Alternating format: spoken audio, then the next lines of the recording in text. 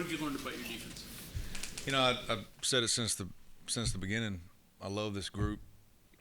Love what they're about. Love how they go about it. That's probably the biggest thing. They just, you go into a group meeting with them, how they gel. That's something that quite honestly that we've been just okay probably at, but you just walk into a room with this bunch, you kind of get a feel of a tight group, and it shows on the field, carries over. I think on the field, we're playing a lot cleaner football. Maybe not, I don't know how many flash plays you expect to see in the spring sometimes, but we're seeing a lot cleaner, fundamental football, which is really what we we went into this spring trying to do. I asked Neil this. I'll ask you this too. You're bigger up front, and I guess that was by design. How does that change your defense? And I'm thinking of Jefferson, who he looks the part there. It looks like the guys you got up front are much bigger than you have. Why? What was the reason behind it? Well, it's as much about what do you define as big? Do you find just weight, length, just overall body type? When we recruit, and I tell the guys, what I try to do is kind of stagger a little bit, have a little bit of everything, but and that's as far as their skill set. Now their body types, I think a lot of times up front that length matters is a lot more than just overall weight. You take it like a big body. Example, Sean Martin, who can probably play any position up front, has enough strength and power to hold the point of contact, but can affect a lot of different things from the three technique out. Quick game throws, shorter quarterbacks, create separation with offensive linemen, has an advantage in the screen game a little bit because he can separate and see. So, you look at those guys, and a guy like Jordan Jefferson, who again can play any position inside, maybe not out at the 5 or a 9 technique. Just the amount of power he has, and then you kind of mix that along the front, and it just keeps you from being kind of pigeonholed into one style of defense. And that's you guys have heard me say that in recruiting, like that's what I never want to do. And when you go find that variety of guys and body types, you can do some different things. So after 3 years, is this closer to what you want it to look like? Mm-hmm. Yeah. Yeah, that's and now you start to the COVID year is an exception, but you're starting to kind of get back on a normal clock with guys, and so you start to again in recruiting stagger, okay, with this guy for 2, this guy for 3, and hopefully, and you start to kind of build your next classes off of what you've got, how long they have, and if you've got. Let's say you got 2 of one of those body types. You probably want to go try to maybe find something a little bit different skill set, and then you start to look at how your league shifts and changes. It's funny you asked that. Me and Coach Jackson. Coach Jackson had a guest in, one of his buddies, in today to watch practice, and we were talking about that very thing with how when he got here, he was. Hey, I'm Big 12. Get my pass rush drills ready, and then here we go. We got 12 and 13 personnel, over half the time, and so it's and the ebbs and flows of college football. I mean, it's cyclical. It goes around, and it all comes back to different styles. And I think I don't know what kind of shift we're about to go through. Even if one just depends on rosters. If you look at half your games, it required that, including the bowl game. Including the game you're going to play in the opener, probably. Right. So, you have to have that answer, right? When you got here, you really didn't have any of those body types at all. Right. 3 years ago, you're right. And so, again, you try to stagger them so that you're able to match personnel as you see it off your schedules. Pay a little bit closer attention of down the road schedules as we go, along with coaching changes, especially within your league, and that kind of allows you to plan a little bit with maybe what you need. So. terms of planning, your ideas, normally in years past, you'd have a pretty good idea of what you wanted to attack, but with roster changes, just starting for you guys leave, but now you're going to add a bunch too. Do you have an idea of what you can do at this juncture? Or is it still so much in flux? I think that in the environment that we're in, you try to stay within your base schemes and just adjust as you go. And I think when you realize that, kind of sharpen the focus on what we need to get better at this spring, which was fundamental. Let's play good football, and we've done that. And so, if you can, the non-negotiables we have defensively, effort, communication, physicality, those don't change. And no matter the pieces may change, but the expectations and the standards and the non-negotiables we set for our players, they don't. So you continue to work on those, and you do those. I believe you'll still be pretty good no matter what. So you got to keep that at the forefront. And the pieces are the pieces you adjust with. You can only do what your players can do. So try to just keep that in mind. You lose pieces. You got to go find new ones. Your thoughts on the Bandit? Coach said the other day he thought Linnell Carr had been your best pass rusher to this point. What do you think of Ian? I think that Linnell is a lot like at hit in the time frame of development, a lot like what you're seeing with Jordan Jefferson kind of going into this spring. One of our most improved players defensively through the spring. And he has the reason we signed him, he has a natural knack to rush the passer, which is a lot of times such a natural thing, just awareness and their movements and things like that. Now, the tools that they gain while they're here, a lot of that for Linnell has been in his training, is the off season. For his size, he's got to get stronger. I think he's done that because he's got to play stronger, and that allows him to be a better pass rusher because he likes that style of pass rush, a little bit more of a power guy than a finesse guy. But he's had a phenomenal spring, and Jared has too. Jared is more of a speed. He's more of a speed finesse guy, a little bit probably of a better blitzer from in the box. Has a little bit more of a, I always say slippery, but has a little bit more of a knack to kind of knife through protections and run schemes. But Linnell has had a tremendous spring, but it's his second spring. And so again, like Jordan Jefferson, now you're starting to see leaps and bounds of that development. Now guys like that, second spring, you start to see it, and a lot of guys want to hear that now, especially in recruiting. But high school to college, like when you say player development, it takes time. Some guys is quicker than others, but it still takes time to catch up with the game.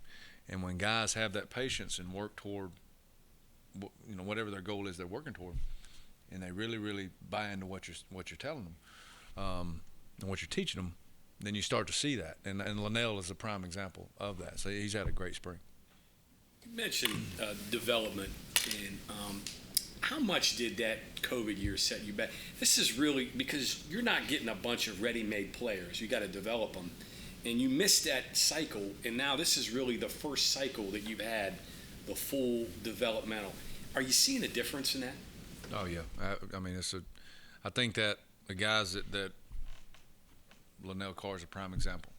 Sean Martin's a prime example. Guys that arrived here, especially the young guys that arrived here. Such not a normal freshman year like probably everybody in this room had in college. But so it's almost like you press pause. And let's just play a season, And we were fortunate we had a good season defensively, that year. We're really good and had some good pieces. But the pieces that were in their second to third year, it's really you just kind of press pause on their development. And even guys that come into their first year, you never really even press start, I guess is the best way to put it. But now that you're starting to again get kind of back on a normal cycle, you start to see that, and that's that's what it takes to especially guys that, like you said, if you do get ready-made, if you get guys that are more ready, then that's awesome. But the majority of them, are not going to be. It's like NFL.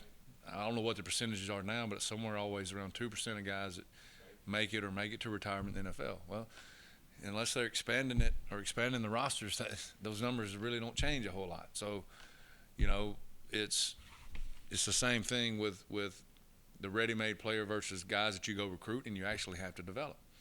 And it takes time. It takes time in the off season. It takes time and the investment of the player outside of what's required of them to do that. And then there's an aspect of the coaching, side of that. You take coaches that get new jobs every 14 months. Kind of hard to develop anybody, So Did it show up in your depth, and it is showing up now? Yeah, it is. cycle? It is because you as the development goes, you have a lot more quality depth. The talent there may be a little gap in the talent. That may be the reason, but the quality of your depth is better when you have that cycle or two cycle, whatever it is, and you start to develop that. And that's and obviously in the environment we're in, that's more challenging now than it ever has been. But I think you see a lot of guys, Linnell Carr, Sean Martin, guys like that are really, really. You start to see that, and that can't do anything but help. Jordan, along those lines, it just sounds like, I don't know if this makes sense. Like last year was almost the reset year. Like 2020 was difficult, and last year would have been the year to get some of those guys back on track, like Martin, Torres, probably be 1-2, Linnell. Did you re-strategize at all last year about how to use last year to kind of maybe compensate a little bit for what wasn't there in 2020 and make sure that this year, next year, year after is maximized? Yeah, I mean, I hope I'm answering your question right. Yeah, no, I mean, it's probably a situation where guys where they hadn't developed to get ready to play that I knew that they wanted to play. I think Linnell probably fits in that category. And then you got guys that, because of that pause, were forced to play that probably weren't ready to play as many snaps as they needed to. Sean Martin probably falls in that category. But that's a lot of times what you see with a younger team. But now once they get through that, now you're going to see the benefits of those reps and that experience in 2022. So I didn't really see it as a reset. I just you're kind of two ends of the spectrum. This group is not ready to play and they don't have to in some positions, and this group's not ready to play and they have to in other positions. So there's a drawback to that in 21, but there's a benefit of that moving forward for guys at both sides of that. I don't know if that answers your question, Mike, but If I go back to Linnell, the evaluation on him on high school, you said natural skills he had good stuff. His defense that he played on was just kind of unreal. And was he a guy that could stand out among that type of a defense? Was he part of that, or was that defense so good it was kind of a hard thing to see how good you were? yeah, I mean, it was a little bit of both. And I think going back, what I remember, I can't remember the names of the schools that are in that league in St. Louis, but there's some really some good talent in that league. Particularly that year, there was a couple of offensive tackles. The one game I got to see Linnell live was against one of those guys. I can't remember if the kid went to Missouri or Oklahoma State. I don't really remember. And then the camp that we got to see him at was a mega camp there. I can't remember the name of the school, but it's a smaller, I think it's a D3 school there in St. Louis. And they were able to, it's the first one I've seen like this, but they were able to wear pads at the camp, at evaluation camp. And the level of those same kids were there offensive tackle-wise. And you got this kid who's a 6'2", 225-pound outside backer that is really kind of showing out against guys that are obviously bigger, longer, stronger. So that was really what the evaluation come down to. And that defense they had was really good. The one defensive tackle went to Missouri, I think now is at LSU, was a really good player, and they kind of fed off each other in the front of their defense, and they were really, really good, but Linnell, I thought for what his skill set was always kind of played with an edge, played with a little bit of a chip, was kind of an overachiever, but the talent, the skill set for what we were looking for is definitely there.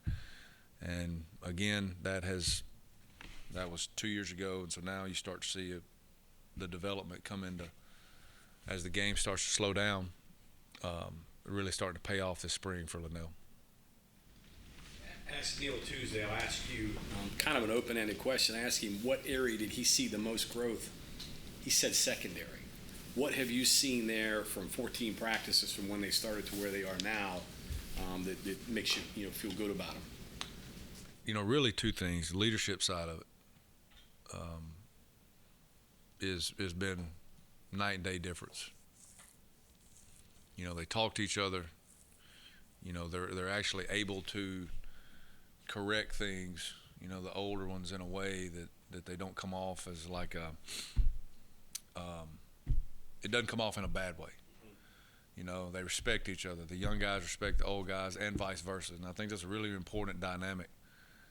You take two corners. You take Lamp, you take Charles, right? Here's a guy that's played a lot of ball. Here's a kid that's really coming through the development phase and getting ready to be a big time contributor. And they're at this ends of their careers, right? So they can correct each other and communicate in ways on the field, and there's a respect there. And even at safety, it's kind of the same. You got a guy in Marcus Floyd who again will probably play both at some point for us, and Aubrey Burks, who has again a young kid who's learned a year. Now he's coming up in that same phase, and they talk to each other, they communicate, they work well together, and then I think probably the biggest growth to me as a player, just watching him with how he probably maturity more than anything is Davis Mallinger, like just how he's carrying himself on the field. I mean, his skill set's phenomenal. I think we all know that kid can really run, but how he's matured in just really a month and a half time frame on the field has been something that I've really took notice of, and all that together, it's just. And we've talked about, I think we're faster. I think we're more athletic, but our leadership back there has been through 14 practices has been phenomenal, and then your guys in the front, that and we've talked about Lee and how he is. Taj Austin's a guy, and Dante a lot. Dante's always, the guy everybody looks at as a player, but he's really, really kind of matured and grown and has a voice. And Taj Austin the same way, and now and Lee Coba. Now they're all starting to feed off of each other, including those secondary guys. And when you get that, you start to, when they work like that together, you start to, hey, we'll be okay. And Austin, a guy we're taking for granted. I mean, we talk about Dante, we talk about all the other guys. And here's a guy who came back for another year, didn't have to. What do you see from him? What do you expect from him? Watch the first play of the Oklahoma game. And that's who Taj is. And he's plays hard, plays physical. When he just like that play, when you put something, and I remember challenging specifically him that week to do something, whatever he's got to do it, and that's just his mentality. And what he's been through and gotten to this point is phenomenal, and he didn't have to come back, and he just wants to play. I mean, you talk about 5-star recruits and transfer portal. Well, that's a win, getting him back for another year. Yeah. In your system, he knows what you want to do. I mean, that's got to count just as much as getting one of those guys, right? That's right. It does to me. I mean, I'll take Taj Austin any day.